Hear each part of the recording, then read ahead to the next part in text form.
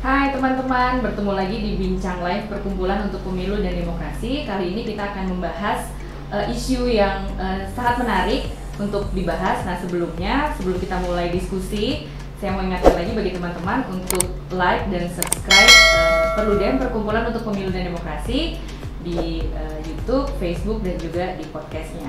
Nah kali ini kita akan diskusi mengenai pilkada adalah pemilu. Saya sudah kehadiran dua narasumber. Yang pertama adalah tuan rumah Mbak Titi Anggraini, Direktur Eksekutif Perludem. Perlu ditekankan tuan rumah Ya. Belum ada yang mengaku selamat datang di kantor kami ya. Dan bintang tamu satu lagi, tamu jauh di impor dari Sumatera Barat, Bapak Ferry Amsari. Karena tidak boleh bersentuhan karena kasus virus corona ya. Disampaikan warga Depok. Warga Depok ya. berbahaya sebenarnya. Yang sekarang juga sudah mulai menjadi bagian dari Perludem, terlihat dari kaosnya ya. Nah Mbak Titi dan Bang Ferry, hari ini kita akan diskusi isu pilkada adalah pemilu. Ya. Ini adalah implikasi ya dari putusan Mahkamah Konstitusi nomor 55 tahun 2019 yang Rabu lalu diputuskan bahwa dalam memutus desain pemilu serentak, MK itu menyampaikan bahwa kan MK dalam mempertimbangkannya itu melihat original intent gitu ya. Ternyata ketika membaca-baca lagi naskah perumusan revisi Undang-Undang Dasar, MK menyatakan bahwa tidak ada satupun perdebatan yang memisahkan antara pilkada dan pemilu. Ya. Dan dalam pilihan-pilihan desain pemilu serentaknya pun menggabungkan antara pemilu kepala daerah dan juga DPRD. Nah, sebelum mulai mendiskusikan itu, saya mau tanya dulu ke Mbak Titi, sebenarnya awal mula adanya pemisahan, oh ini pilkada, ini pemilu, itu dari mana sih Mbak? Ya, mungkin sebelum lanjut, buat Sobat Perludem, terima kasih nih sudah ngikutin kita terus, namanya juga usaha gitu ya. Dan kita kedatangan, terima kasih udah Ferry Amsari. Saya dibayar di sini. Jangan gitu Bang. Mahal. Tolong jangan membatasi Itu nanti yang diundang yang lain saya Minta. nggak dibayar. Panik mereka ya.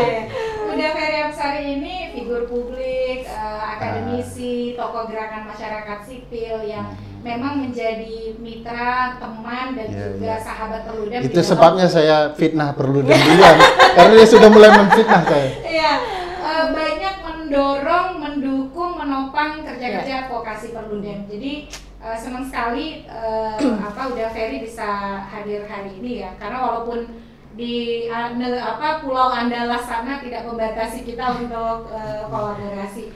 Jadi kalau bicara soal pemisahan antara rezim Cuman sampai segitu muji saya. Pendek sekali ya. mohon maaf, saya punya tarif endorse ya. Kalau Anda pilek, berilah influencer saya. Jadi kalau kita bicara soal pemisahan antara rezim pilkada dan pemilu, sebenarnya sesuatu yang menurut saya itu anomali dan cenderung terlalu memaksakan gitu ya. Karena pilkada dan pemilu, ketika pilkadanya asasnya berjurdil langsung, umum, bebas, rahasia, jujur, dan adil, lalu diselenggarakan oleh lembaga penyelenggara pemilu yang sama dengan yang menyelenggarakan pemilu, asasnya sama-sama berjurdil, penyelenggaranya sama-sama KPU, pengawasnya sama-sama Bawaslu. Lalu relevansi kita memisahkan rezim, yang satu adalah rezim pemilu, satu rezim pilkada, itu apa urgensinya? Nah, kecuali kalau kemudian kita misalnya menempatkan pilkada yang dipilih oleh DPRD sebagai bagian rezim Pemda, itu baru bisa ada relevansinya kalau menurut saya. Tetapi ketika misalnya pilkadanya sudah berjurdil, penyelenggaranya KPU Bawaslu, tetap mau dinarasikan sebagai rezim Pemda, itu yang saya tidak pernah mendapatkan keyakinan bahwa itu relevan, kecuali bahwa itu dikait-kaitkan dengan pasal soal pemilihan gubernur, bupati, wali kota ada di pasal 18 ayat 4 Undang-Undang Dasar 45, sementara pemilihan presiden, DPR, DPRD ada di pasal 22E. Jadi rezim itu menginduk kepada di mana pasal di konstitusi dia ditempatkan. Saya pernah menduga jangan-jangan pemisahan rezim itu kan ini nih bolak-balik ya. Ada putusan MK tahun 2005 soal ketika Undang-Undang 32 2004 keluar di mana KPU bertanggung jawab kepada DPRD, disitulah pintu masuk pilkada adalah rezim pemilu dengan keluar Undang-Undang nomor 22 tahun 2007. Ditegaskan kembali dengan Undang-Undang 15 2011 begitu ya. Baru kemudian itu berubah lagi dengan putusan MK nomor 97 soal penyelesaian sengketa hasil pilkada. Jadi kita nih bolak-balik. Nah akhirnya dalam perjalanan ketika pilkada dianggap rezim Pemda, sedangkan pemilu adalah rezim pemilu, dia bukan rezim pemilu si pilkada ini. Jangan-jangan ini berkaitan dengan otoritas untuk mengelola. Jadi kalau rezim Pemda ya ada Kemendagri di situ. Kalau rezim pemilu otomatis otoritas itu ansih pada KPU dan jajarannya serta lembaga-lembaga yang memang menjadi penyelenggara pemilu. Jadi jangan-jangan ini soal ego sektoral pengelolaan urusan saja atau yang berkaitan dengan sekali lagi otoritas mengelola gitu ya kan, konsekuensi otoritas mengelola itu banyak. Ada kewenangan, anggaran dan lain sebagainya. Karena kalau dikaitkan dengan misalnya sesuatu yang sangat fundamental pasal, kok kayaknya itu terlalu memaksakan pandangan saya. Atau jangan-jangan kita ini masih belum sepenuhnya ikhlas memberikan pilkada kepada rakyat dengan dipilih langsung, sehingga target ke depan pilkada itu dipilih oleh DPRD. Makanya konsepsi pembelahan rezim itu tetap terus dipertahankan. Nah, tetapi sekali lagi nanti udah Ferry akan membahas ya. Bagi saya relevansinya menjadi hilang ketika pilkada yang dipraktikkan adalah pilkada yang berasas luber jurdil, diselenggarakan KPU Bawaslu, maka mestinya pengkotakan karena basis pengaturan pasal di konstitusi itu menjadi tidak relevan, kecuali memang itu dikaitkan dengan akses untuk mengelola yang berimplikasi pada otoritas kewenangan, anggaran dan lain sebagainya dari institusi-institusi yang terkait dengan itu. Artinya Bang Ferry tadi Mbak Titi sampaikan terkait otoritas, apakah ya kalau dari bacaan Bang Ferry sempat ada wacana pilkada dipilih DPRD saja gitu. Apakah itu ingin mempertegas bahwa memang pilkada adalah bagian dari pemerintahan daerah? Ya, pertama sebelum ngomong serius ya, karena ternyata ada kesimpulan Mbak Titi. Studio YouTube yang serius menghasilkan YouTube yang serius. Maka Pusako nggak pernah studionya seserius ini ya. Jadi ada backgroundnya, background konstitusionalnya. Kenapa kemudian ada kesalahan interpretasi soal pilkada ya. Kalau ditelusuri naskah komprehensif pembahasan perubahan Undang-Undang Dasar, sepertinya tidak ada, kata Mbak Titi tadi disinggung, tidak ada cerita soal pemisahan itu. Cerita pemisahan itu terjadi karena orang salah menafsirkan pasal-pasalnya yang terpisah. Antara pasal 22E yang soal pemilu dan kemudian pemilihan kepala. Sorry, ini karena kuliah 2 SKS saya sambil nyatet ya. Oh iya. Karena nggak ada juga yang dicatat di pasal 18 ayat 4 ya, yang soal pemilihan kepala daerah, gubernur, bupati dan wali kota itu. Karena tempatnya terpisah, orang berpikir ini harus dipisahkan rezimnya. Padahal bukan itu ceritanya, Mbak Ninis. Ceritanya itu karena mempertimbangkan daerah-daerah khusus dan istimewa. Karena kan bingung itu kalau kemudian dicantumkan soal pemilihan daerah khusus di dalam pasal 22E juga. Karena mereka perlu diatur khusus kan. Nah, untuk mengakomodasi keberadaan proses pemilihan di daerah-daerah khusus, begitulah ceritanya ya di dalam naskah komprehensif itu. Lalu mereka meletakkan di pasal khusus yang berkaitan dengan daerah. Sehingga sebenarnya selain daerah khusus itu mesti dianggap bagian dari proses pemilihan umum. Nah, kesalahan itu yang kemudian dimaknai ya.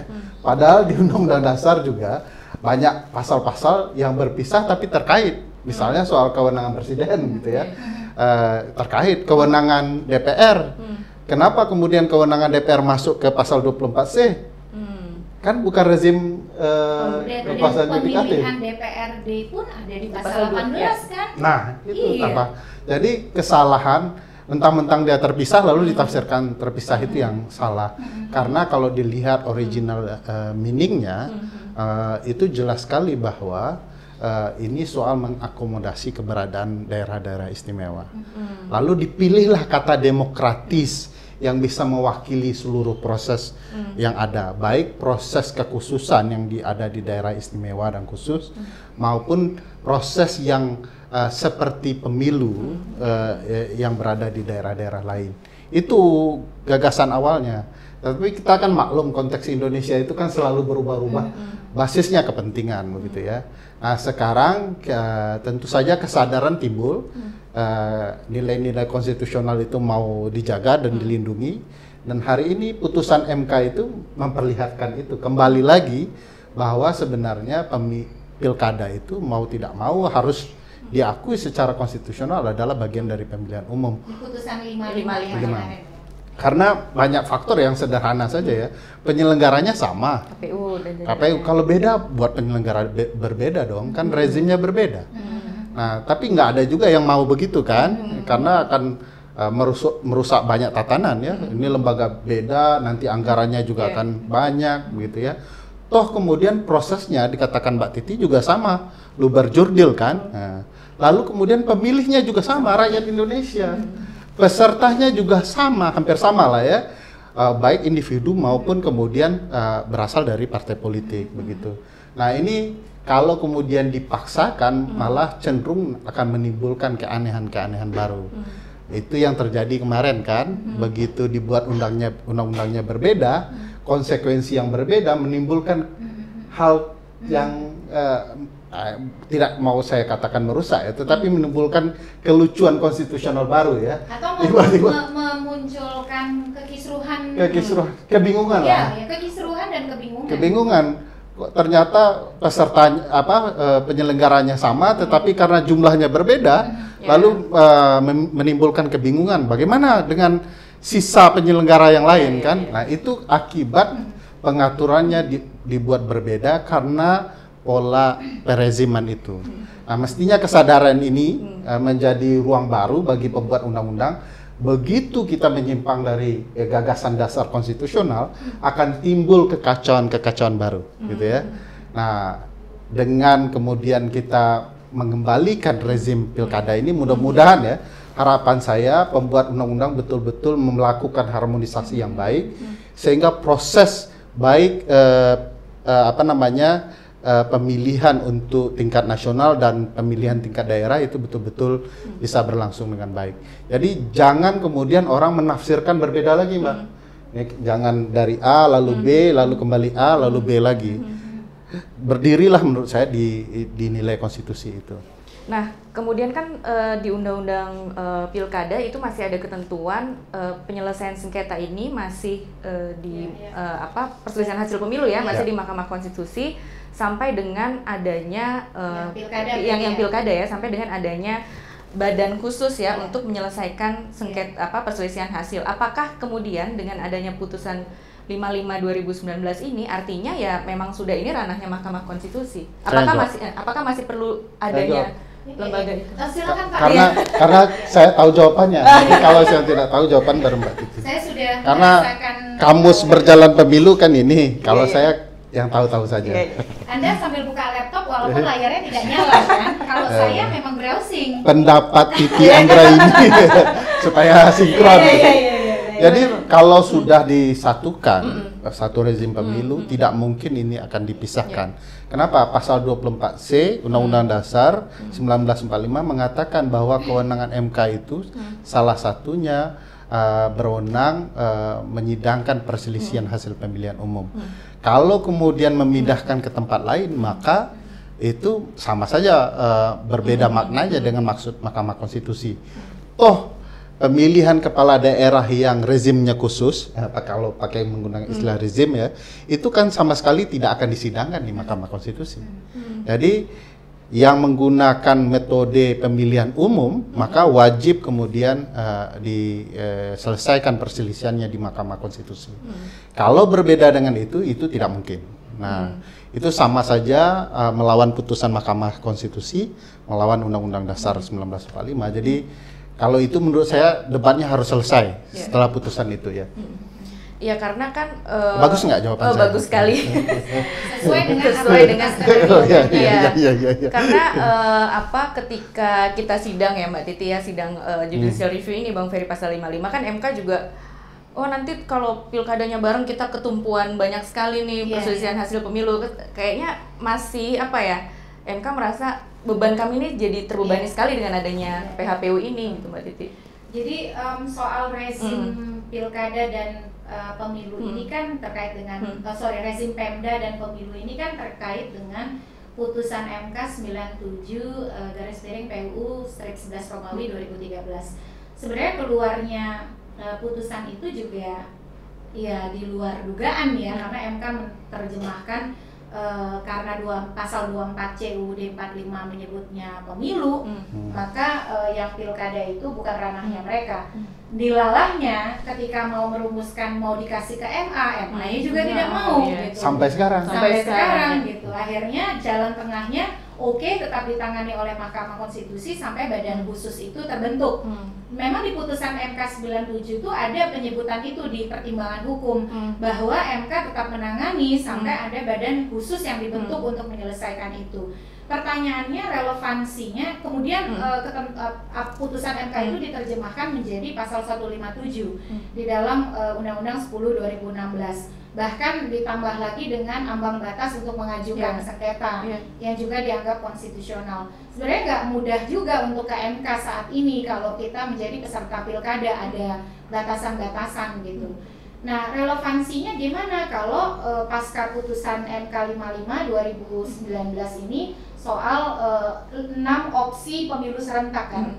Kalau kita lihat dari opsi, Mahkamah Konstitusi tidak memisahkan, mengkamar-kamarkan antara pilkada itu rezim Pemda atau rezim pemilu, itu poinnya. Dan itu sudah dimulai dengan putusan nomor 48 tahun 2019 soal nomenklatur, sifat dan jumlah keanggotaan Bawaslu. Di situ MK mengatakan MK tidak membeda-bedakan nomenklatur, sifat dan jumlah keanggotaan antara penyelenggara pemilu dengan penyelenggara pilkada begitu. Di sana titik baliknya menurut saya bahwa kita tidak relevan lagi untuk mengkotak-kotakan ini. Selama asasnya luber jurdil, selama penyelenggaranya sama, pilkada ya pemilu gitu. Apalagi diperkuat dengan 6 model atau lebih dari pemilu serentak. Jadi itu yang bisa dipilih. Bagaimana MK memasukkan pilkada sebagai bagian dari desain keserentakan itu. Apakah dia mau dibarengkan dengan pileg pilpres atau mau dipisahkan? Tetapi itu menjadi pilihan-pilihan yang bisa diambil pembuat undang-undang. Nah, dengan demikian bagi kami dan yakin juga udah Ferry Amsari, kita harus rekonstruksi lagi pasal 157, 158 Undang-Undang Pilkada kita soal badan khusus penyelesaian sengketa. Sekali dia menjadi misalnya pilihannya pileg, pilpres, pilkada 7 kotak atau pemilu serentak nasional, pemilu serentak daerah, atau pemilu serentak berjenjang gitu ya, maka pilkada harus diselesaikan perselisihan hasilnya juga oleh Mahkamah Konstitusi. Kalau misalnya ada kekhawatiran kesulitan karena waktu dan lain sebagainya, ya sekarang saja kan makin lama kedewasaan peserta pemilu kita makin baik. Perkara-perkara yang masuk ke Mahkamah Konstitusi juga sudah disaring oleh mekanisme penegakan hukum yang makin tertib gitu. Jadi bahkan kecenderungannya dari pilkada ke pilkada jumlahnya menurun kan gitu. Ada kesadaran itulah. Ini agak mirip-mirip MK itu sedang menjalani pertobatan konstitusional. Tolong nanti di sensor ya. Anda ini seperti Gus Dur, tadi saya perhatikan mata matanya agak kriep-kriep mungkin karena kena lampu, Iya, tetapi iya. keluarnya pertobatan Enggak, konstitusional. ini silau Mbak. Tapi saya tertarik tadi soal badan khusus ya penyelesaian sengketa pemilu. Nah sebenarnya perlu nggak sih memang ada badan khusus, terlepas kalau misalnya nanti MK ya sudah perselisihan hasil ke Mahkamah Konstitusi. Nah badan ini apakah masih perlu? Padahal kita sudah punya Bawaslu. Sebelum bicara perlu ya, apakah mungkin saya mau ini? Ini ada problematika bagi pembuat undang-undang ya. Kadang-kadang pembuat undang-undang itu seolah-olah membangun ruang baru untuk menyelesaikan permasalahan kepemiluan kita. Nah itu kita bisa lihat di 2014, 2019 perubahan dan perkembangannya ya. Tiba-tiba orang menyelesaikan hal-hal yang terkait pemilu dan pilkada itu kemarin kan masih dibedakan ya. Di banyak ruang, tiba-tiba ke Bawaslu, tiba-tiba ke Petun, lalu ke Mahkamah Konstitusi, dan bisa kembali ke Petun lagi, dan tiba-tiba bisa ke Bawaslu lagi. Nah ini kan hal yang menurut saya konyol ya, karena konsep gagasan penyelesaian apapun, sengketa apapun adalah kecepatan dan kepastian. Jadi kalau kemudian semakin beraneka ragam, semakin birokratis. Tapi saya melihat secara politik, para politisi itu sengaja membangun ruang itu untuk kemudian kalau mereka gagal di satu ruang, mereka cari ruang yang lain. Nah ini tidak sehat bagi demokrasi kita karena merusak kepastian dan kecepatan penyelesaian perkara. Nah bagaimana dengan bentuk badan khusus ini ya? Bagi saya tidak perlu lagi satu, tapi kalau tiba-tiba secara politik ada upaya ini, maka akan ketemu hal-hal yang melanggar konstitusi. Misalnya Bawaslu mau dijadikan badan khusus. Itu tidak akan matching dengan pasal 24 Undang-Undang Dasar mengenai kekuasaan kehakiman itu, ayat 3 ya. Karena bagaimanapun tiba-tiba kok Bawaslu masuk ke wilayah kekuasaan kehakiman. Di mana akan diletakkan Bawaslu itu? Di lingkungan peradilan umum tentu saja ya, kalau tidak mungkin peradilan militer, apalagi agama ya, apalagi satu lagi peradilan tata usaha negara, tidak mungkin. Kalau mau ditempatkan Bawaslu ke dalam wilayah ini, lingkungan peradilan, maka dia otomatis tidak lagi menjadi penyelenggara pemilu. Mau nggak Bawaslu begitu ya? Kalau kemudian berada di bawah peradilan umum, maka otomatis proses seleksi komisionernya tidak lagi seperti yang selama ini dilaksanakan. Harus sesuai dengan Undang-Undang Kekuasaan Kehakiman dan Undang-Undang Mahkamah Agung. Jadi Mahkamah Agung yang membuka proses seleksinya. Nah, jadi bagi saya upaya itu memang akan berbenturan dengan nilai-nilai konstitusi. Sederhananya bahasanya sudah nggak usah dibahas lagi tuh keputusan MK terdahulu karena mereka sudah mengoreksinya dengan keputusan terbaru. Makanya candanya mungkin pertobatan konstitusional ya, tidak dari MK tapi bagi pembuat undang-undang. Iya, saya mau nambahin dikit ya Nis ya, karena kenapa perdebatan soal ini catatan serius. Ya nggak usah sedikit, banyak nih. Karena tadi kita udah ngobrol duluan, ada Pak Hadar juga, mudah-mudahan Pak Hadar lihat nih. Pak Hadar. Jadi tuh kan lupa. Ini ada catatan. Diskursus kita soal pilkada versus pemilu, Pemda, rezim Pemda versus rezim pemilu, itu kan tidak lepas karena kita ini di dalam mendesain pemilu kita tuh melompat-lompat. Harusnya kan desain kelembagaan penyelenggara pemilu, desain penegakan hukum pemilunya atau electoral justice-nya itu kan inline atau koheren dengan desain sistem pemilunya. Jangan kemudian sistem pemilunya ke kiri, kelembagaan penyelenggara pemilunya ke kanan. Penyelesaiannya lurus. Penyelesaiannya mending lurus. Masuk jurang. Ya, masuk jurang gitu. Akhirnya kita ketika selesai pemilu kita protes ini, protes itu, menyalahkan ini, menyalahkan itu. Tetapi sebenarnya fondasi awalnya terletak pada regulasi pemilu kita yang harus mensinkronkan antara pilihan sistem pemilu dengan desain kelembagaan penyelenggara pemilu maupun sistem keadilan pemilunya, penegakan hukum pemilunya. Dan dengan demikian kita tidak terjebak pada diskursus yang sebenarnya wasting time atau membuang-buang waktu gitu. Sekarang sebagai contoh, sistem pemilu deh kita pilih. Oke, sekarang Mahkamah Konstitusi memberi jalan yang lebih terang soal pilihan keserentakan. Bisa saja nanti pembuat undang-undang memilih yang manapun. Misal contoh ya, kalau dia pilih, ini yang paling sering kita diskusikan, dia pilih serentak 7 kota di tahun yang sama. Oke, itu bukan serentak tapi borongan. Jadi pileg pilpres barengan, lalu pilkada di tahun yang sama. Seperti yang ada di dalam undang-undang pemilu dan undang-undang pilkada kita hari ini. Pileg pilpres April 2024, pilkada November 2024. Tetapi kelembagaan penyelenggara pemilunya didesain permanen 5 tahun. Nah, itu kan kalau kita yang belajar hukum anggaran negara itu kan nggak ketemu. Nah, penegakan hukumnya juga begitu. Nanti ketika Mahkamah Konstitusi misalnya sedang sibuk-sibuknya menyelesaikan perselisihan hasil, ternyata di Bawaslu sedang sibuk-sibuknya menyelesaikan perselisihan pencalonan pilkada gitu. Nah, ini yang jadi PR besar. Bagaimana regulator kepemiluan kita, basis terpenting kita di dalam berpemilu, perangkat pertama yang harus disiapkan, buatlah regulasi pemilu yang memang memastikan sinkronisasi dan koherensi tadi, electoral system, lalu kemudian kelembagaan penyelenggara pemilunya, dan terakhir electoral justice-nya gitu. Dari pembicaraan Mbak Titi yang banyak benarnya itu ada 2 yang tidak benar. Yaitu? 1 soal hukum keuangan negara jadi anggaran hukum keuangan negara. Kedua soal keadilan pemilu, tetapi dia minum sendirian, Miss. Tidak adil. Ya, dia bicara keadilan ke orang lain tapi tidak temannya sendiri begitu. Mohon maaf, jangan batalkan rekomendasi saya. Saya menyebut keuangan dengan anggaran, soalnya sedang menyusun proyeksi anggaran. Nah, ngomong-ngomong soal anggaran, Bang.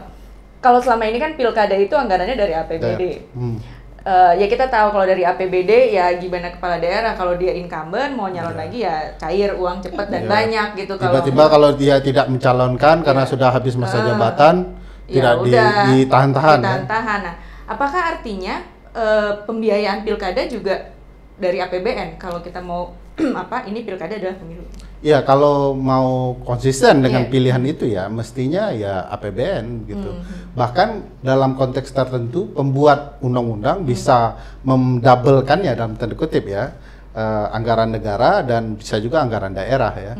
Tapi problematika selama ini begitu bergantung ke anggaran daerah seperti yang Nini sampaikan tadi. Sumatera Barat barusan itu mengalami pilkadanya sudah mau ini ya. Tiba-tiba beberapa daerah, kepala daerahnya sudah nggak mungkin mencalonkan, dan itu tertahan-tahan. Sehingga akhirnya penyelenggara disibukkan untuk membujuk rayu ini. Nah, ini kan sebenarnya adalah pesta demokrasi bersama. Perlu kemudian hal-hal ini sebenarnya dibuat aturan khusus supaya fair. Misalnya, saya ingat dulu ada putusan Mahkamah Konstitusi terkait keuangan kekuasaan kehakiman. Itu dibuat independen dan anggaran kekuasaan kehakiman. Jangan dimasukkan ke hati, itu kan takut rekomendasi nggak keluar. Kita bercanda, sebenarnya intinya yang ini loh. Kebaikan bagi kami. Itu putusan MK memutuskan bahwa Mahkamah Agung dan lingkungan peradilan di bawahnya dapat kemudian menentukan jenis anggaran mereka sendiri. Jadi mereka menentukan sendiri. Nah, mestinya penyelenggara pemilu yang independen harus menentukan anggarannya sendiri. Ini saya pikir saran baru bagi Perludem ya untuk untuk maju lagi ke MK memastikan agar penyelenggara pemilu harus bisa menentukan anggarannya sendiri dalam kemudian Bapak bersedia menjadi ahli kan? Saya kalau dibayar bersedia. sudah kita tidak dikasih air, kemudian minta gratisan lagi. Aduh, astagfirullah. Tunggu Khairul Fahmi. Tidak dibayar 1 rupiah pun. Kita 2M, Bang. Makasih, Mas. Khairul Fahmi memang tidak dibayar perlu, dan pusatku yang bayar 2,5 M. Ini fitnah ya. Lanjut. Jadi aneh kalau kemudian kemandirian, sifat kemandirian itu tidak diikuti dengan kemandirian menyusun anggaran itu. Nah, bagi saya di dalam salah satu yang sering dikutip kan Bruce Ackerman ya, salah satu nilai kemandirian lembaga itu terletak dari bagaimana mereka berwenang menentukan anggaran mereka sendiri. Nah ini Iya, memang itu pilihan, problematik pilihan, ya, ya. ketika dia nyusun anggaran pun penyelenggara yang mestinya mandiri dia harus bernegosiasi dengan eksekutif yang sangat mungkin juga menjadi kontestan. Makanya Mbak bercandanya ini, jangan tersinggung ya. Ada penyelenggara pemilu yang anggarannya tinggi sekali dibandingkan penyelenggara yang lain. Iya. Dan sekarang ada yang No offense. Ini.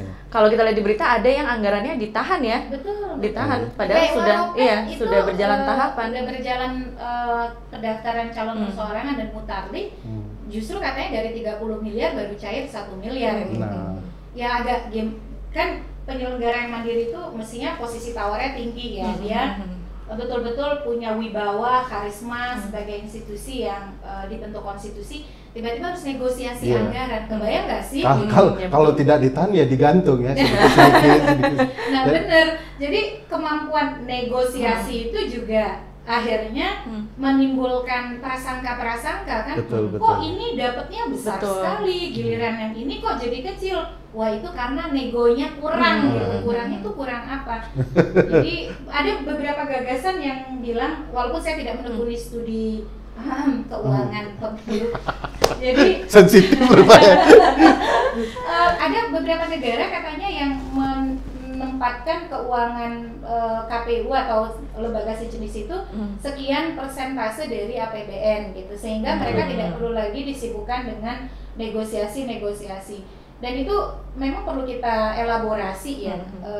Faktanya memang ditemukan ruang-ruang main mata di antara proses penyusunan anggaran ketika KPU harus berurusan dengan itu dan Bawaslu tentunya. Nah, baik teman-teman, masih ada waktu Ki? Saya mau nambah nih. Oh boleh. Nah sebelum terakhir. Sudahlah saya lupa.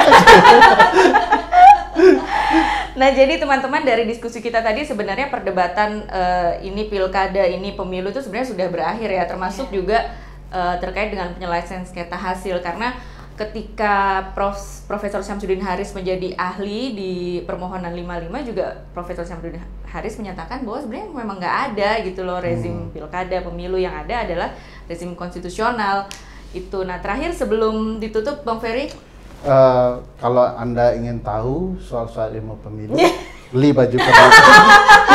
Saya pakai, saya banyak belajar dari Profesor. Itu aja. Iya. Jangan serius-serius. Sudah kita tuh banyak PR ya. Pasca beberapa ini sebenarnya jadi proposal penelitian yang lagi saya mau tekuni. Proposal apa? S3?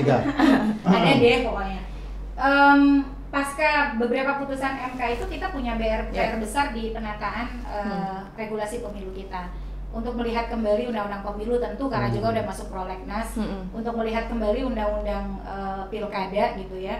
Tetapi memang ada prinsip-prinsip mendasar yang mestinya kita tuh sudah sepakat tadi soal pilkada sebagai bagian dari pemilu, lalu kemudian pentingnya untuk memastikan kontestasi yang setara, partai politik kita yang demokratis dan lain sebagainya. Nah mudah-mudahan legislator kita bisa melihat ini, karena saya yakin kalau pemilu kita demokratis, partai politik kita demokratis, maka tata kelola negara yang berorientasi pada kesejahteraan itu akan lebih mudah kita wujudkan. Bukan begitu? Bukan begitu. Saya mau terakhir. Boleh silakan. Jadi ada dua problematika soal melindungi sistem kepemiluan kita. Satu, pembuat undang-undang yang tidak konsisten. Cenderung sistem pemilu itu dibuat dan direkayasa hanya untuk kepentingan sesaat, bukan untuk kepentingan publik dan jangka panjang. Jadi tiba-tiba diubah saja sistem ini, tiba-tiba pemilu kita gayanya begini, begitu ya, demi kepentingan sesaat itu. Mestinya ada kemudian landasannya, yaitu landasan konstitusional, baik di Undang-Undang Dasar maupun putusan MK. Kedua problematikanya putusan MK sendiri.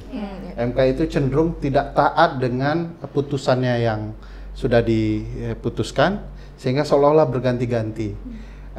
Cenderung pernyataan bahwa putusan ini kemudian memberikan delegasi dalam bentuk open legal policy kepada pembuat undang-undang, menurut saya tidak tepat ya, karena open legal policy itu sudah dinyatakan di Undang-Undang Dasar.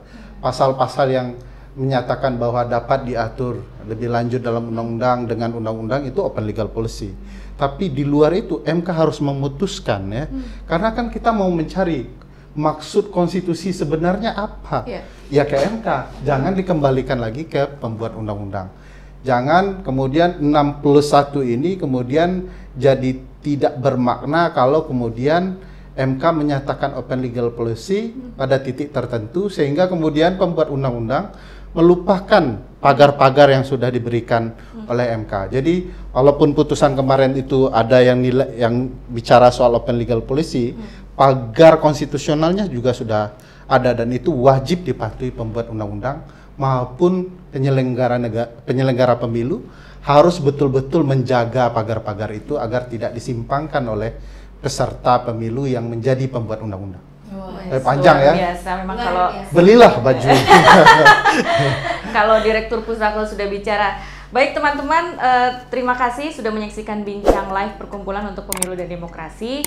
Sekali lagi, kalau teman-teman mau ada yang ingin ditanyakan bisa komen, tulis komennya di bawah, dan juga kalau mau ada usul nih tema diskusi apa yang mau kita bicarakan juga silakan. Nah, kalau ingin mendengar petuah-petuah bijak dari Pak Ferry bisa di mana? Pusako, YouTube Pusako.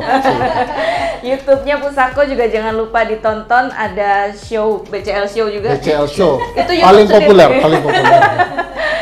Baik teman-teman, sekali lagi terima kasih sudah menyaksikan dan sampai jumpa di Bincang Live Perludem berikutnya. Sampai jumpa.